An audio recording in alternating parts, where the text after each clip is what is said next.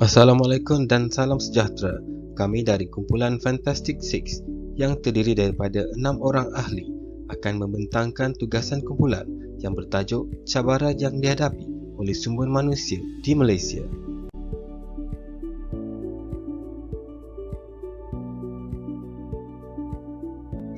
Dunia terus bergerak pantas tanpa menunggu sesiapa pun, dan tanpa kita sedari, planet bumi ini telah memasuki abad ke-21. Seiring dengan peredaran masa, satu perubahan yang terkini telah dilakukan, iaitu revolusi perindustrian keempat atau lebih dikenali sebagai IR 4.0. Akan tetapi, terdapat cabaran yang harus didepani oleh kita apabila dunia dilanda wabak COVID-19 pada penghujung tahun 2019 dan keadaan semakin bertambah buruk awal tahun 2020. Pengurusan sumber manusia terutama dalam sektor awam turut terjejas. Pengurusan sumber manusia adalah melibatkan aset utama iaitu manusia, aplikasi dan fungsi pengurusan serta organisasi. Justru, langkah-langkah penting yang diambil oleh kerajaan adalah sangat mencabar kerana memerlukan kepakaran dan teknik yang lebih praktikal yang melibatkan pengurusan sumber manusia dari peringkat bawahan hingga peringkat tertinggi. Assalamualaikum dan salam sejahtera. Nama saya Ahmad Afendi bin Azizi. Nombor metrik 288998 akan menerangkan berkenaan dengan perubahan teknologi. Perubahan teknologi. Definisi. Perubahan teknologi ditarifkan sebagai sebuah inovasi, penemuan baharu dan sebagainya yang bertujuan dalam mengembangkan teknologi untuk mempermudahkan urusan-urusan manusia dan memberi manfaat yang besar kepada kehidupan manusia. Dalam erti kata lain, teknologi yang sesuai juga akan memberi kesan kepada pelaksanaan tugas dalam mencapai matlamat sesebuah organisasi. Terdapat beberapa implikasi perubahan teknologi yang positif. Sebagai contoh, teknologi bukan sahaja digunakan untuk memudahkan kerja manusia, malah mempengaruhi cara bagaimana manusia dalam berkomunikasi. Fungsi teknologi ini juga dilihat semakin berkembang dalam organisasi dan dapat meningkatkan kecekapan pihak pengurusan dalam pelbagai aspek, terutamanya melibatkan kos, di mana dengan adanya penggunaan teknologi, kadar kesilapan juga dapat diminimumkan dan sekaligus dapat membantu prestasi pekerja yang menjalankan urut tersebut. Perubahan trend pekerjaan. Revolusi Industri 4.0 atau lebih dikenali sebagai IR 4.0 yang diperkenalkan merupakan faktor utama perubahan trend dalam landscape dunia pekerjaan dan memberi implikasi besar kepada sumber manusia di dunia.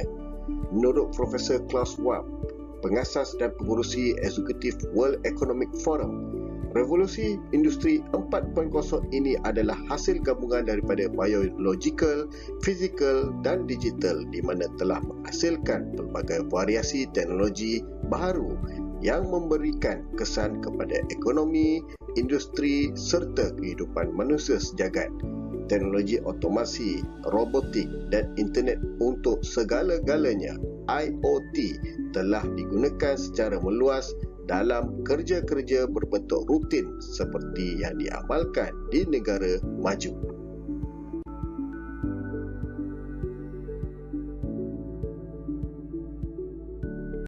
Selain itu, implikasi daripada wabak COVID-19 mendorong perubahan dalam dunia pekerjaan dan dalam masa yang sama mendorong individu untuk melengkapkan diri dengan perubahan agar tidak ketinggalan dalam persaingan yang semakin sengit.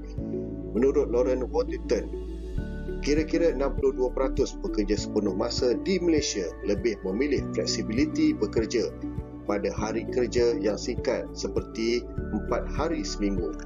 Perubahan amalan pengurusan sumber manusia yang baru diterapkan seperti fleksibiliti waktu bekerja dan bekerja dari rumah adalah kesan dan perubahan trend pekerjaan. Selain itu, perbincangan atau mesyuarat secara maya atau lebih dikenali sebagai webinar telah diamalkan secara meluas dan memudahkan penyampaian secara komunikasi. Walau bagaimanapun, terdapat implikasi perubahan trend pekerjaan yang dikenal pasti.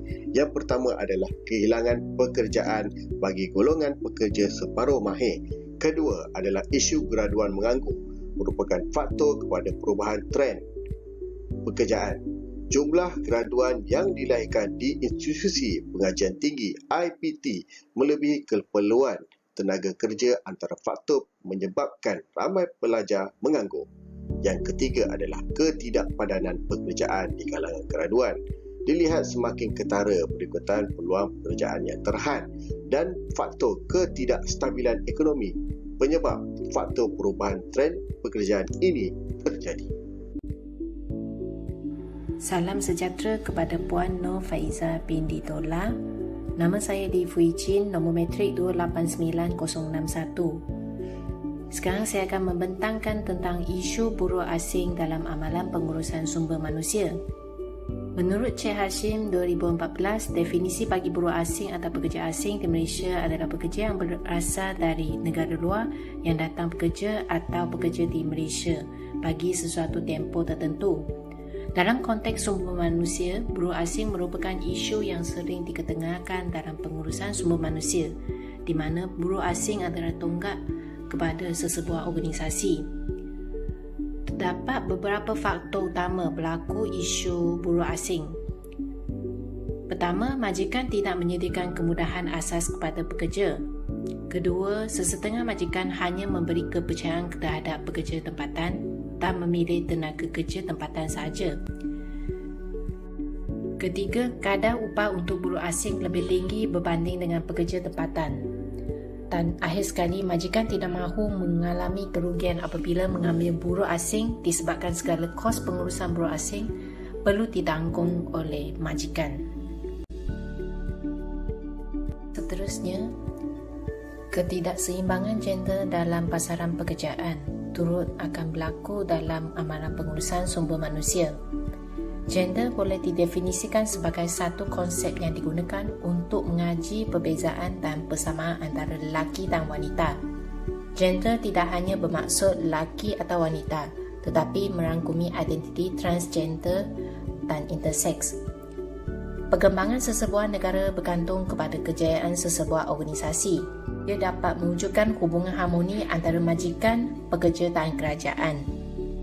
Terdapat beberapa faktor utama boleh berlaku ketidakseimbangan gender dalam pasaran pekerjaan. Pertama, tanggapan negatif oleh majikan atas keupayaan gender yang berlainan. Kedua, pembelian upah mengikut gender yang berlainan. Ketiga, pembahagian pekerjaan mengikut gender. Sekian, terima kasih. Bismillahirrahmanirrahim. Nama saya Muhammad Hafiz bin Mahyudin, nombor metrik 289134. Pada hari ini akan membentangkan mengenai imbuhan dan pelarasan gaji. Menurut Jabatan Perkhidmatan Awam, gaji boleh ditakrifkan sebagai satu jumlah wang yang diberikan sebagai upah. Manakala imbuhan pula boleh didefinisikan sebagai bayaran yang diberikan kepada anggota yang layak seperti imbuhan tetap khidmat awam, imbuhan tetap perumahan dan imbuhan tetap kerakyatan. Terdapat dua isu utama di Malaysia pada masa kini, iaitu yang pertama ialah penangguhan penguatkuasaan perintah gaji minimum sehingga 1 Julai 2023 yang sepatutnya telah bermula pada 1 Januari 2023. Manakala isu yang kedua ialah pemberian kenaikan gaji tahunan tambahan khas sebanyak ringgit Malaysia 100 kepada pegawai perkhidmatan awam persekutuan.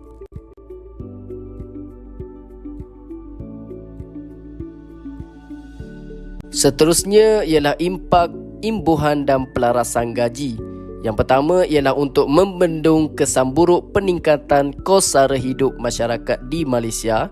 Yang kedua ialah mampu meningkatkan prestasi dan produktiviti pekerja.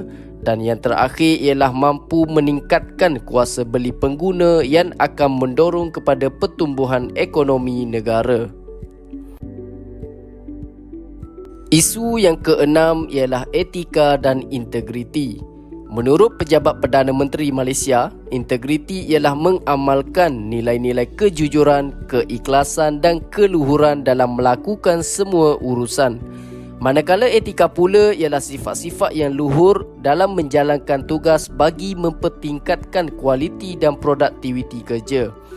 Antara isu utama di Malaysia yang melibatkan etika dan integriti ialah pelaksanaan Pelan Integriti Nasional oleh pihak kerajaan yang kini telah diberikan nafas baru melalui penjenamaan semula kepada Pelan Anti Rasuah Nasional 2019 sehingga 2023 menerusi penlibatan aktif Institut Integriti Malaysia.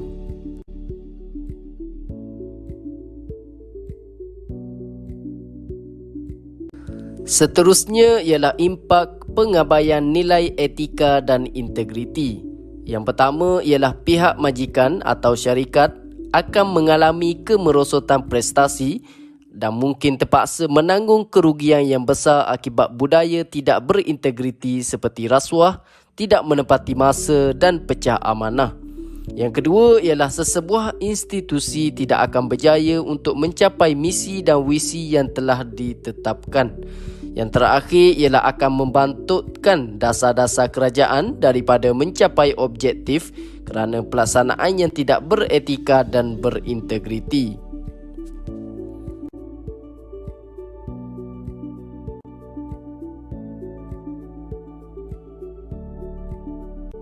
Tiga cadangan yang boleh diikuti dan diamalkan oleh pengamal sumber manusia apabila berhadapan dengan isu tersebut. Pertama, pematuhan undang-undang dan peraturan. Mematuhi semua perubahan yang telah diwujud dalam undang-undang pekerja bagi mengelak masalah besar yang mungkin timbul apabila kerja-kerja pengauditan berlaku. Undang-undang pekerja haruslah dipatuhi supaya isu gaji pekerja, isu kebajikan pekerja serta isu berkaitan pekerja dapat ditangani secara baik oleh majikan dan pekerja.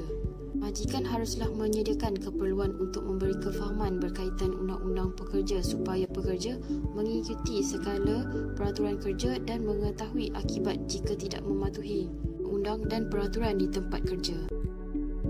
Penggunaan kepimpinan. Pemimpin merupakan sumber inspirasi kepada pekerja, manakala seorang pengurus ditugaskan untuk mengawal perlakuan pekerja supaya dapat mempertingkatkan komitmen, moral dan motivasi pekerja dengan melaksanakan pengurusan sumber manusia yang memberi peluang, meningkatkan kemahiran serta pembangunan kerjaya di samping menerapkan budaya organisasi yang antaranya berasaskan nilai, etika, pengiktirafan dan kebajikan. Pemimpin sememangnya telah diiktiraf sebagai faktor penting yang menerajui organisasi bagi menuju wawasan, matlamat dan objektif yang ditetapkan. Keupayaan pemimpin dalam menerajui organisasi telah diterima sebagai faktor yang boleh menentukan kejayaan dan kegagalan organisasi. Assalamualaikum dan salam sejahtera diucapkan kepada Puan Nur Faizah binti Dolah. Saya Arjaliah Nur Asiah binti Asad nombor matrik 289294 akan membentangkan berkaitan salah satu cadangan untuk mengatasi masalah yang dihadapi oleh sumber manusia, iaitu adaptasi perubahan teknologi yang mana ianya dilihat mampu untuk menangani pelbagai isu dan juga masalah sedia ada yang mana negara Malaysia kini memerlukan sebuah transformasi dari pelbagai aspek termasuklah keperluan pemikiran digital first serta peningkatan di dalam penggunaan teknologi bagi sektor awam dan juga keperluan dalam membangunkan tenaga kerja sedia ada.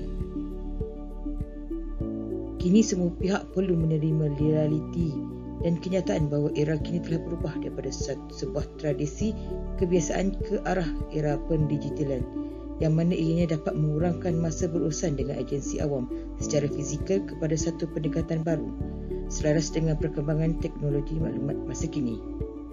Pihak kerajaan pula memperkenalkan dasar penggunaan barangan, perkhidmatan dan teknologi hasil penyelidikan dan pembangunan atau R&D tempatan dalam perolehan kerajaan yang mana sekaligus dapat membangunkan industri tempatan.